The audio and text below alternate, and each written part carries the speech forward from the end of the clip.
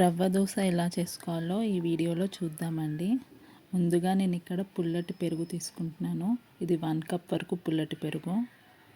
తియ్య పెరుగు కంటే పుల్ల పెరుగు తీసుకుంటే దోశలు చాలా టేస్టీగా వస్తాయి. ఇందులోకి 2 కప్స్ బొంబాయి రవ్వ తీసుకుంటున్నాను. 2 టేబుల్ స్పూన్స్ ఏమో మైదా పిండి, 1 టేబుల్ స్పూన్ 1.5 టేబుల్ స్పూన్ ఏమో రైస్ ఫ్లోర్ తీసుకుంటున్నాను. ఇక్కడ తీసుకొని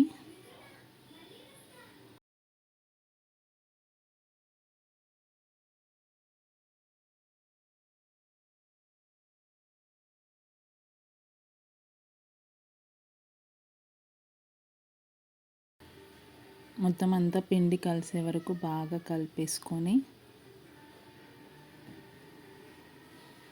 15 to 20 minutes, వీలైతే హాఫ్ అన్ అవర్ 1 అవర్ వరకు కూడా పక్కన పెట్టేస్తే కాస్త పులుచుకుంటుంది పిండి.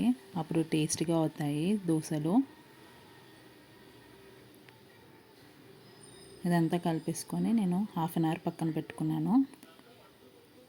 అదయ్యేలోపు సన్నగా కట్ చేసుకున్న ఆనియన్స్, పచ్చిమిర్చి, కరివేపాకు తీసుకున్నాను.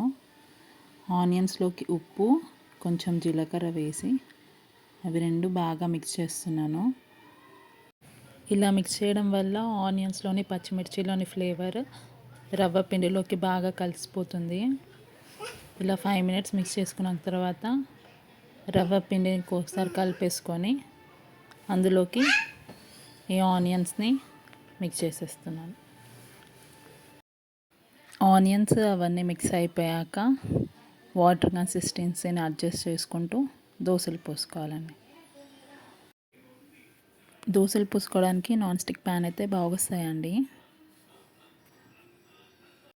చాలా హీట్గా ఉండాలి తవ హీట్గా ఉంటేనే ఇలా గుల్లలాగా వస్తుందన్నమాట.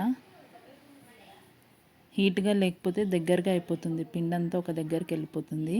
చాలా హీట్ అయ్యాక పెనంని దోశ పోసుకోవాలి.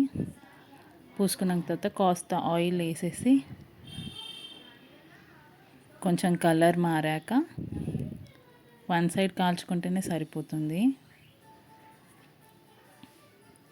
తీసి వేడివేడిగా సర్వ్ చేసుకోవడమే. నేను దీనికోసం చట్నీ ఏం చేయనండి.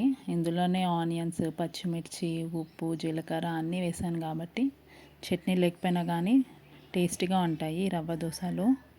వేడివేడిగా తింటేనే చాలా బాగుంటాయి. ఖచ్చితంగా ఒకసారి ట్రై చేసి చూడండి.